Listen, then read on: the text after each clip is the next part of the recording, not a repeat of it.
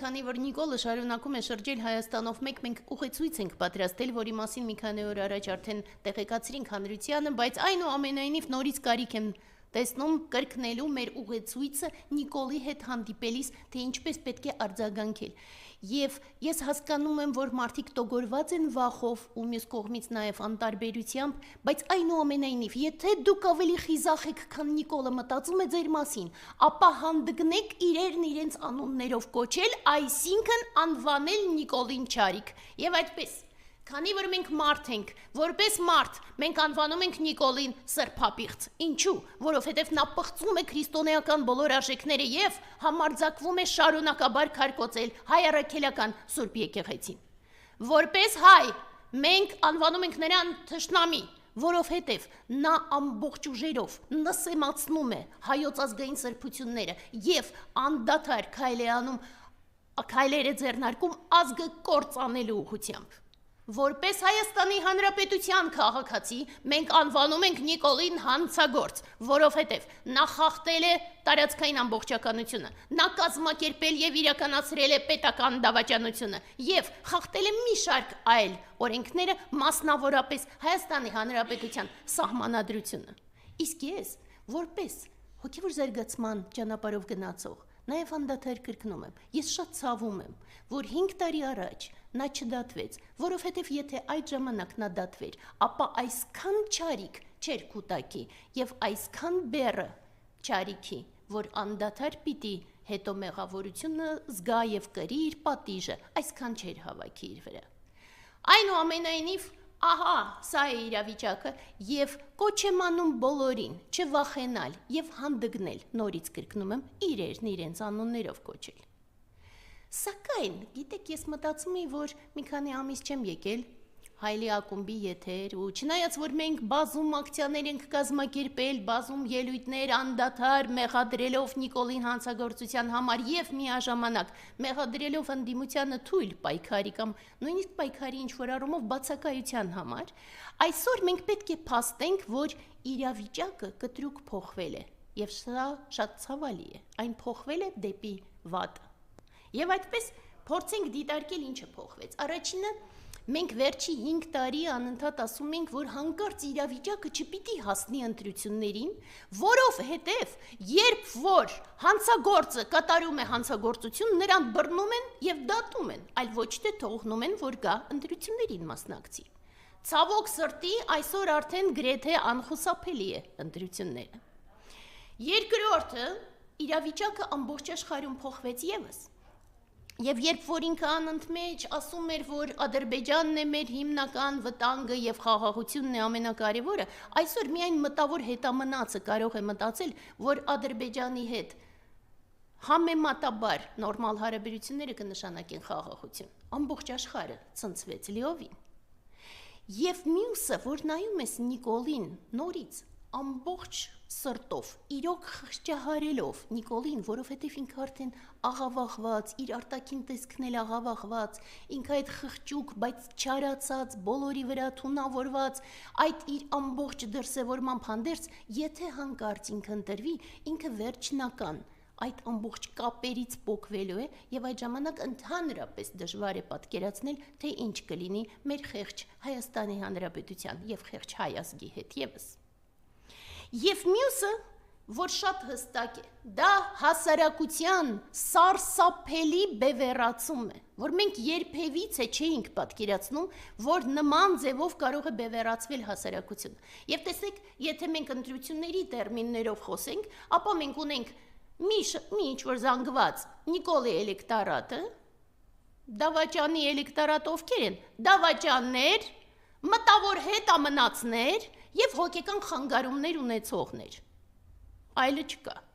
Մենք ունենք առանձին էլեկտորատ ընդդիմության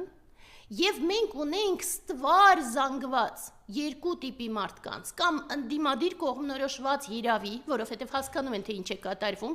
բայց հուսահատված եւ այդ մարդիկ ճնշող մեծամասնություն են կազմում։ Եվ մենք ունենք ընդհանրապես անտարբեր, որը հասկանալի չէ, ինչպես կարելի է հիմա անտարբեր մնալ, բայց ունենք ինչ որ ունենք։ Հիմա երբ որ մտածում եմ օրինակ Նիկոլի կարգախոսները, ապա գիտեք ինչ որ առումով իրենք ավելի հիմա ազնիվ են, անկեղծ են, որովհետև առաջ իրենք ասում են ապագա կա, հիմա արդեն նոր կարգախոս է, որովհետև հասկացել են, որ Նիկոլով ապագա չկա, եւ դրա համար ապագա կա էլ չեն կրկնում, փոխարենը գոնե այնքան ինքը հասկանում է, թե ինչ կլիներ, եթե իր դեմքը փակցներ բոլոր տեղերը, եւ դրա համար իր փակցրած դեմքի փոխարեն իրենց կներեք հետույքի նշանն են փակցնում, որ չգիտես ինչու անվանում են սրտիկ։ Սա ինչ որ ունենք։ Հիմա ինչ կարելի է անել այդ ամբողջի հետ եւ սա շատ ավելի դժվար է ու շատ ավելի կարեւոր է հասկանալ, որովհետեւ աշխարհը, ոնց որ ասեցի, ցնցվել է այնքան, որ ամբողջությամբ փոխվել է։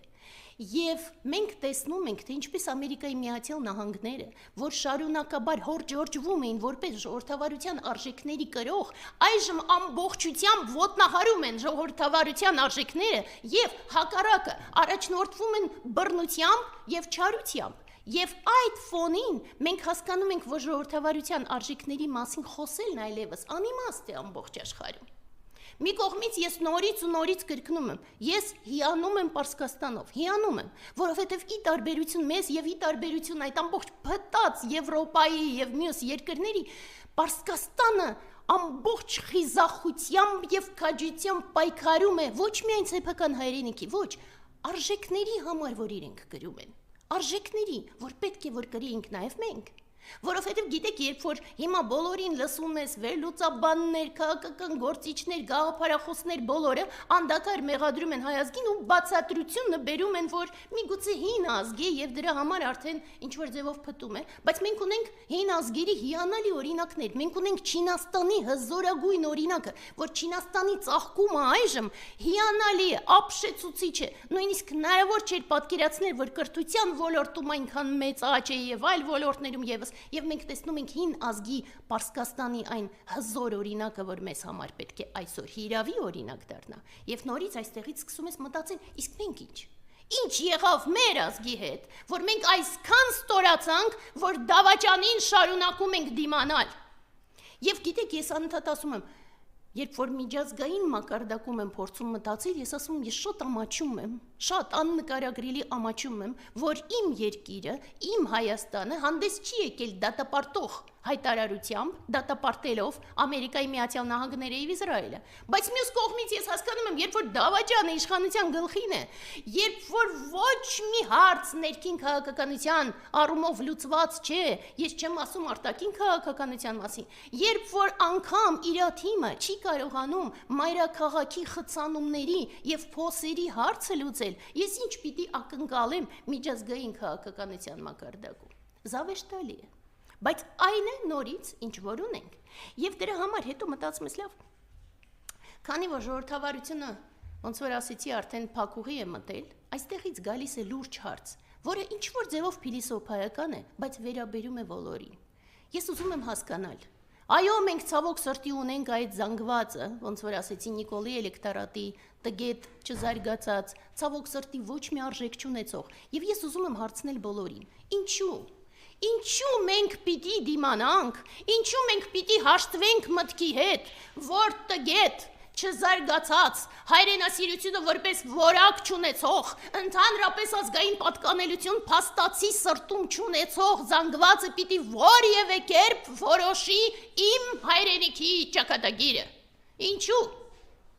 Եվ երբ որ նայում ես, մտածում ես, ինչու այն միակ գիրքը կարդացած, որ այդ մարդիկ կարդում են, դա էլ դպրոցի առաջի դասարաններում Թումանյանի հեքիաթները, որ իսպար հեքիաթներ չեն, այլ ծաղրանք էր հենց իրենց մասին, ու դա միակ գիրքն է, որ իրենք կարդում են, ու եկեղեցին իրենց համար միայն ընկալման առումով վայր է, որի կողքը կարելի է խորոված ուտել, ինչու մենք պիտի հաշտվենք մտքի հետ, որ այդ մարդիկ իրենց իրավունք են վերապահում,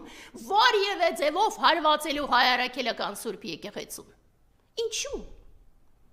Եվ սա շատ ավելի լուրջ հարց է, քան մնացածը։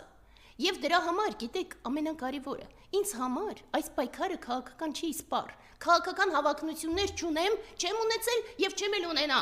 Ինձ համար այս պայքարը վաղուց քաղաքական չէ, այլ չարիքի դեմ պայքար է։ Ինձ համար այս ամբողջ պայքարը գիտելիքի պայքարն է տգիտության դեմ, լույսի պայքարն է խավարի դեմ։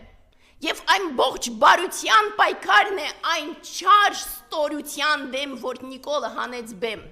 Եվ երբ որ մի շարք այլ մարդիկ, ոնց որ ասեցի քաղաքական գործիչները այդ թվում, սկսում են մեղադրել ամբողջ հանրությունը, ես չեմ մեղադրում։ Ես հակառակը հասկանում եմ, որ ցավոք սրտի սա մեր հումքն է, ինչ ունենք այն ունենք։ Եվ ցավոք սրտի այդ ամբողջը եւս իմ ազգի մասն է։ Միգուցե դեռ գերանի մակարդակի, որ դեռ պիտի մշակվի, բայց մենք ենք մշակողները։ Եվ ես հասկանում եմ, որ դա Նիկոլն է մեղավոր։ Նիկոլն է մեղավոր, որ նրանց հնարավորությունը ընձեռեց կարծիք հայտնելու ամեն ինչի մասին, որ նրանց թույլ տվեց համարել, որ իրենք են իշխանության ինչ-որ ձևով մասը։ Նիկոլն է մեղավոր, որ նրանց համար միակ արժեքը դա Նիկոլի հետ կարկանդակուտել, իսկ քանի որ եւ Նիկոլը եւ իրենք ոչ հայերեն գիտեն, ոչ ռուսերեն, դրա համար օգտագործում են ավելի շուտ այդ տարօրինակ պերաշկի բառը, ըստ այդմ ոնց կարելի է թույլ տալ, որ իրենք որոշեն մեր Հայաստանի ապագան։ Այս սա ինձ համար շատ ավելի կտրուկ, շատ ավելի սուր ու շատ ավելի առանցքային հարցն է։ Եվ դրա համար գիտեք մարդիկ հիմա քննարկում են, իսկ լուծումներ չկան, բոլորը հուսահատված են, էներգիա չկա պայքարի եւ հիրավի պայքարել անգամ չկա ու տարբեր կուսակցությունները, տարբեր քաղաքական ուժերը, երբ որ նայում ես, օրինակ վերջերս մենք քննարկում ենք, որ տպավորություն է թողնում, որ ստեղծվում, որ անգամ տեխնոլոգը քաղաքական, որ իրենք բոլորը վարձել են, նույնն է։ Նույն գույներն են, նույն ուրախ ավտոբուսն է բոլոր կուսակցությունների մոտ, նույն ինչ-որ հայտարարություններ են բոլոր կուսակցությունների մոտ եւ այլն, եւ նույն դիզայնը։ Այնուամենայնիվ, ես հասկանում եմ, որ եթե այդպես շարունակվի, մենք ամբողջ ազգով կարող ենք տանուլ տալ։ Եվ դրա համար միակ տարբերակը, միակ ելքը դա միավորվելն է։ Ես հասկանում եմ, որ մարդիկ ունեն քաղաքական տարբեր հավակնություններ, քաղաքական տարբեր պատկերացումներ, այդ պատկերացումները չեն բռնում, բայց մենք այժմ մեկ հիմնական խնդիր ունենք, որ չենք ալարում ու չենք դադարում անընդհատ կրկնել։ Մենք ունենք ազգի թշնամի, որը ամբողջ ջանքերով կործանում է ազգը։ Մենք ունենք իր ետևում կանգնած մի շարք դավաճաններ, որ հիմա Ադրբեջան են գնում եւ այլն։ Այդ ամբողջ չարիքի դեմ մենք պետք է միավորված ուժերով հանդես գանք։ Ես պատրաստ եմ, խնդիր չկա, կարելի է մտածել, որ կարող է լինել ժամանակավոր կառավարություն, որպեսզի բոլորը միանան եւ հոգեվորական առաջնորդ ունենան, որպեսզի բոլորը իր շուրջ միավորվեն, վերջապես, միավորվեն հայրաքելական եկեղեցու շուրջ։ Միայն դրանով հնարավոր կլինի այս ամբողջ չարիքը լուծել։ Դրանից հետո նոր հնարավոր կլինեն նորից ընտրություններ եւ այդ նոր ընտրություններում արդեն թող հաղթեն ամենաուժեղները, բայց այս պահին, այս մակարդակում արդյոք դուք բոլոր քաղաքական գործիչները չեք հասկանում, որ մենք ամբողջությամբ կանգնած ենք ոչնչացման եզրին, եթե հանկարծ Նիկոլը նորից գա իշխանությանը։ Եվ դրա համար ես նորից ու նորից կոչ եմ անում քաղաքական բոլոր ուժերին պայքարելու, կոչ եմ անում ամբողջ հայ ազգին, հասարակությանը չէ, հասարակությունը շատ ավելի մանր է, հայ ազգին ամբողջությամբ սթափվելու եւ ընկալելու, որ մենք այլընտրանք չունենք, մեզ տեղ չեն տվել այլևս անտարբերության, մենք այլընտրանք չունենք, մենք պարտավոր ենք պայքարել, հանուն ոչ թե միայն Հայաստանի, հանուն այն պատկերացումների լույսի մասին, որ յուրաքանչյուրի սրտում, ես վստահ եմ, միևնույն է արկա է։